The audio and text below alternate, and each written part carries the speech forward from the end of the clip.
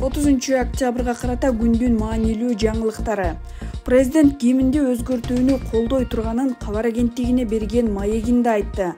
Ал гимн 33 жыл мурдагы эгемендүүлүк кубанычын чагылдырганын, эми аны заман талабына ылайык жаңылоо зарыл экенин белгиледи. Учурдагы гимн архивде тарых катары сакталып калаарын билдирип, жаштарга дем бере турган жаңы гимн керектигин айтты. Эми гимнди эртең эле өзгөртө коелу деген маселе жок. Гимнди чыгармачыл адамдар, композиторлор, акындар жазып элге салыш керек. Көпчүлүк эл колдогон гимнди кабыл алсак жаман болбойт. Гимнди окуучулардан баштап аксакал ата апаларыбызга чейин ырдап турса кандай сонун. Керек болсо той концерттерде ырдалып турса эмнеси жаман. Гимндин мазмуну мамлекетибизди даңазалоо, жарандарыбызды мекенчилдикке, биримдикке, ынтымакка чакыруу, мамлекетибизди түбөлүккө сактап калалы деген ураандар болуш керек.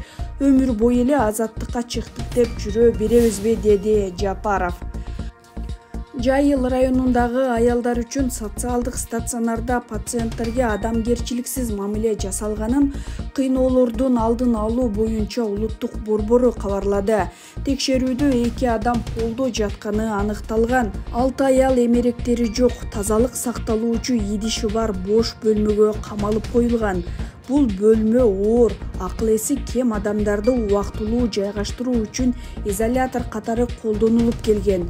Бөлмөдө суук болгонуна карабастан аялдардын көбү кийимсиз жана бут кийимсиз болгон деп жазылат маалыматта. Учурда бул фактылар боюнча акт түзүлүп, иликтөө үчүн прокуратурага жөнөтүлдү. Тергөө абагында жаткан ишкер Ташов 30-октябрда өз өмүрүнө кол салып, номер 4-шаардык ооруканага жеткирилген. Ташовдун адвокаты Самат Мацаковдун клубко билдиришинче, ал ичине жаракат келтирген. Аны кайрадан СИЗОго алып кетишти. Өзүнө жаракат берген жерин тигишкен. Мен азырынча медициналык корутундуну көргөн жокмун. Азырынча түшүнүксүз. Ошондуктан прокуратурага арыз жазып, эмне үчүн бул окуя болгонун текшерүүсүн суранабыз, деди Мацаков. 29-октябрда 1-май райондук сотунда Ташовдун кылмыш иши карала баштаган. Анын апасы журналисттерге ишкердин СИЗОдо ток менен азапташып сабаганын айткан эле. Ташовго бийликти күч менен басып алууга ачык чакырык жасоо жана мамлекеттик чек арадан мыйзамсыз өтүү беренелери боюнча айып тагылган. УКМК апрель айында Ташов бийликти күч менен басып алуу ишинин алкагында изделип жатканын билдирген. Кийин атайын кызмат аны кайыңды айылынан кармаган.